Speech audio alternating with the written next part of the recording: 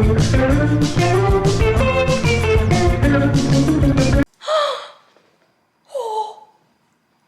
neighbors are gonna be thinking that I'm sorry. Oh. Okay, enough. I'm a redhead now, so.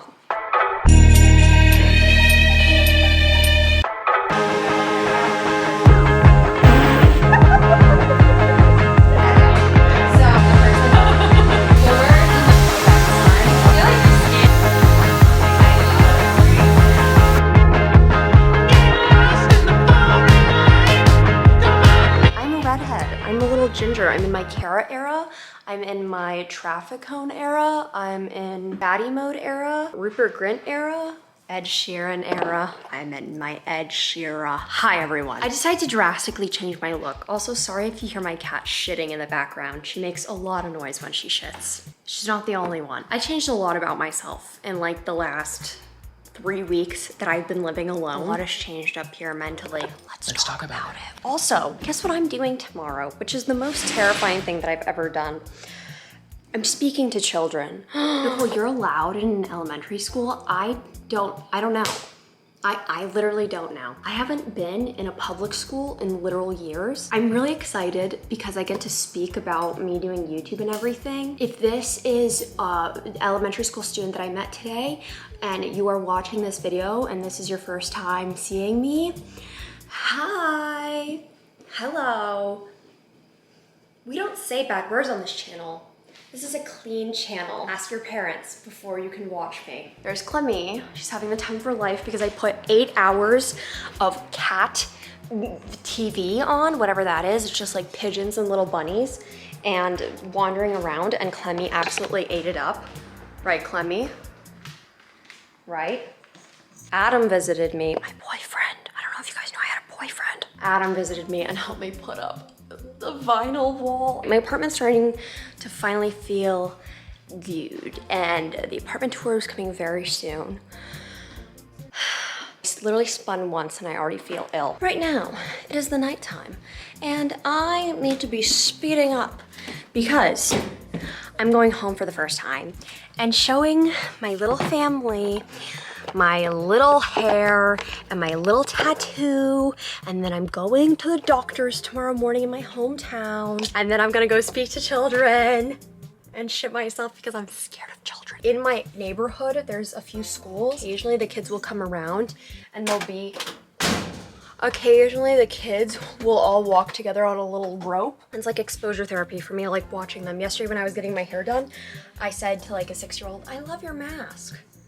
And I was sweating so bad. Anyway, I did want to mention that today's video is sponsored, so let's roll into that. Thank you so much to Apollo for sponsoring today's video. If you didn't know, Apollo is a new wearable device, and it basically improves the way that your body manages stress. I like to use it because it helps me a lot with managing stress and also managing sleep. The Apollo wearable helps you sleep better, stay calm, focus, be more present, and feel less overwhelmed, which we're all feeling very overwhelmed. It's actually developed by neuroscientists and physicians, which I love. And Apollo basically helps you by delivering soothing, gentle vibrations that helps your nervous system basically rebalance and recover after stress. It's like a little wearable hug for the nervous system. I need a hug, and so does my nervous system, and probably yours does as well. It does this by using touch therapy, which makes you feel safe and in control. Apollo is a safe and natural way to help you feel your best without any adverse effects. And also, Apollo users experience 40% less stress and feelings of anxiety after using the Apollo wearable, and I like those numbers. Thank you so much again to Apollo Neuro for sponsoring today's video. Visit the link in my description and use code Nicole, and you can get 10% off the Apollo wearable. Thank you, Apollo. Why is becoming a redhead such a big deal, you might be asking? Getting your hair done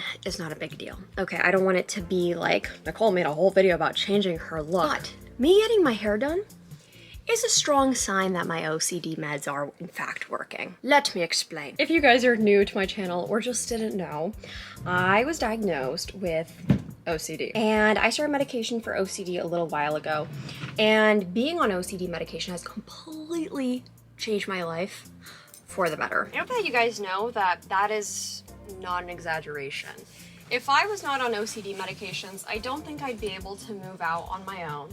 I'm 22 now and I've been living at home with my parents for the last 2 years, and I finally was able to move out, which has been a lifelong dream for me because I got on medication, because I couldn't be alone with my thoughts and live alone, let's just say that. I've been able to maintain friendships a whole lot better, been able to be alone, work better. I've just been able to function as a person in society again, because I don't know what to wear. I'm not wearing a blazer to an elementary school. And I'm definitely not wearing a corset, I can tell you that much. Ooh, should I wear this? Like, this is like a fun shirt. Like, if kids see this, are they gonna be like, she's cool?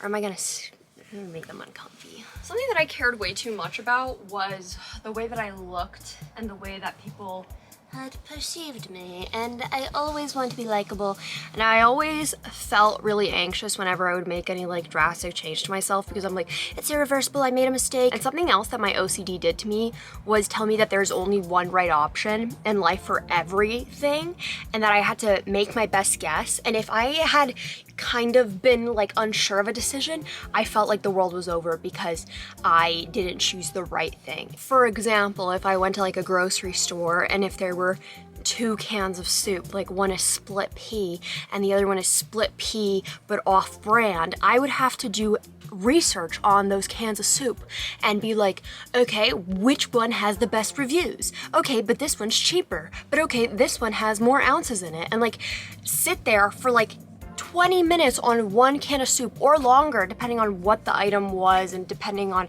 the price of the thing. And it would like ruin my life because I couldn't make simple decisions for myself, and I solely relied on other people to make decisions for me. Or I didn't want any decisions at all. Like, or it would just be easier to not have soup. Silly enough, but I've wanted this tattoo for a really long time. It's a knife. A knife! I posted that I got this the other week, and you guys might recognize the knife if you know this photo, but the reason that I wanted to get this knife tattooed so badly is because it's actually my mom's knife that she uses to cut fruit. It's a little steak knife, which is very ironic that a vegan got a steak knife as a tattoo, but when you look at it, it's like, ooh, badass, like cute, a knife. But in reality, the meaning behind it is very sweet and like cute, that my mom would just cut fruit for me every single night, or like if my friends came over or if family came over, that was like the first thing that she did was offer people fruit with her little fruit knife. So I just really wanted that exact same knife tattooed onto me, and I love it. Did I absolutely panic when I got the tattoo? Because I was like, oh my god, what if I got it in the wrong placement? What if this is a stupid placement? I don't know if I made a huge mistake. Oh my god, what if I should have gotten it somewhere else? I should have asked for more opinions. I just kind of went in and got it. I even asked the tattoo artist, I was like, what do you think? Where do you think is the best spot? And she picked this spot. And I trust her in the moment, and then later on I was like, what if I did something stupid? This ruins the rest of my life. And now it's a week later and I'm clear-minded. And I feel fine. I'm like, I love it. I love the placement. I wouldn't change it at all. And I felt the same about my hair. I've never had my hair any other color other than like blonde or brown. And I know red, ginger, or copper, whatever you want to call it, is a natural color. I normally would take months to think about it. My hairdresser was just like, Nicole, I think we need to go for it. I think you would look amazing with it. I loved it stepping out. I loved it in the salon, and I was like, I made the right decision. But as soon as I got home, I was like, did I make a mistake? My hair was done by Kitten Milk, by the way. She's incredible. Please come to her in Philly at American Mortals if you want to get your hair done. She's a great friend of mine, and I cannot thank her enough. She did an incredible job. It has nothing to do with her, but it has everything to do with my OCD and my anxiety, and thinking that me doing something different with my looks is a mistake. I was thinking all the worst possible things, like, oh my god, what if I don't feel like myself? Oh my god, what if this isn't me? Like, what if people don't like it? What if people think that I'm stupid for doing this? I got in my own head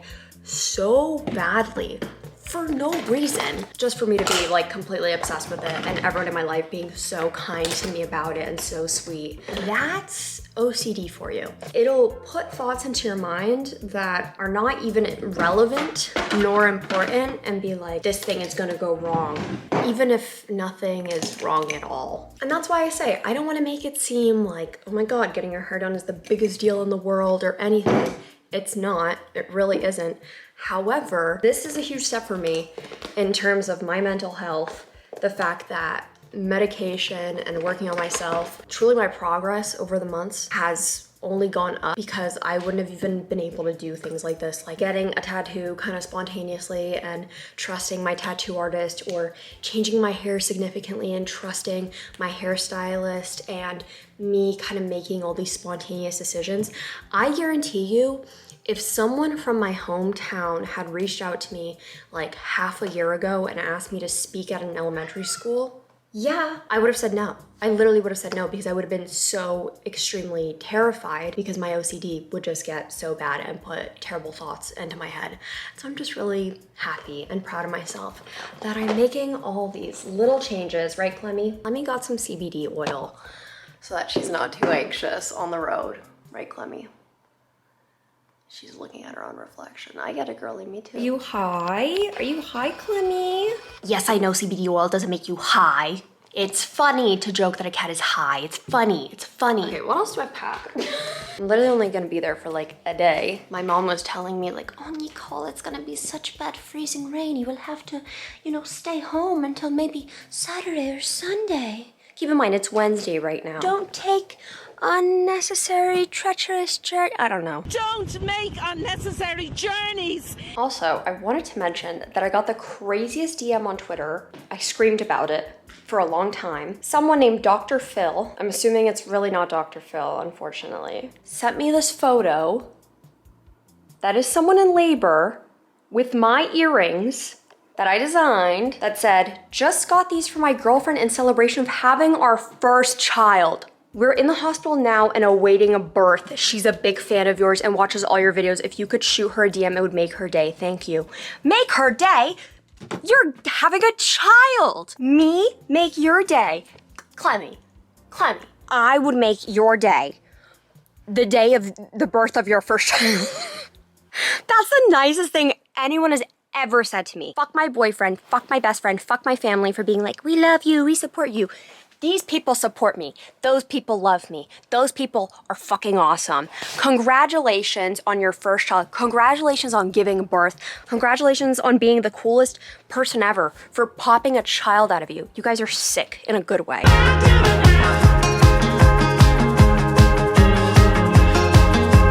I was like, Matilda's either gonna hate it or love it. No, absolutely love it.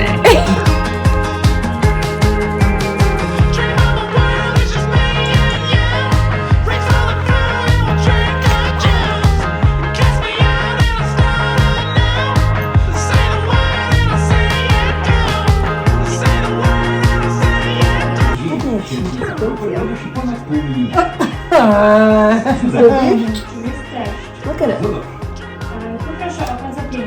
It's okay.